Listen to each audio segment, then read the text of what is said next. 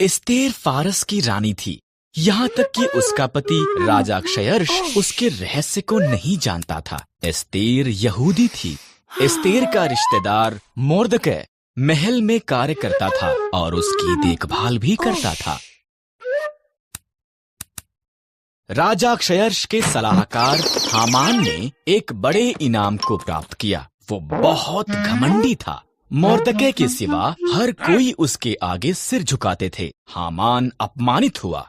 उसने मोर्दकै और सभी यहूदियों को मारने की प्रतिज्ञा की। हामान ने क्षयर्ष को बताया कि यहूदी खतरनाक थे और उन्हें मारना चाहिए। क्षयर्ष सहमत हो गया और उन्हें मारने की एक योजना बनाई। मोर्दकै डर गया था और रानी एस्तेर को ये संदेश भेजा। राजा के मन को बदल।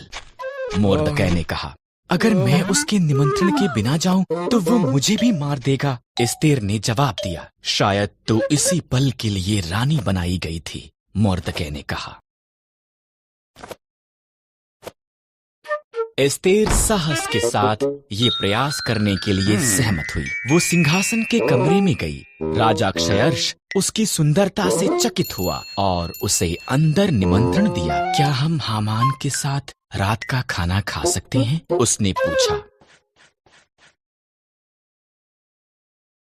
हामान उसके पिछले आंगन में एक बड़े खंभे का निर्माण कर रहा था। उसने इस पर मोर्दकै को मारने की योजना बनाई थी। तब राजा का निमंत्रण आया, इसलिए हामान रात के खाने के लिए महल में गया। एक मनुष्य मुझे और मेरे लोगों यहूदियों को मारना चाहता है, एस्तेर ने राजा क्षयर्ष को बताया। कौन ऐसी बात करेगा? उसने पूछा। दुष्ट हामान। एस्तेर रोई। हामान, सिपाहियों, उसे मार दो।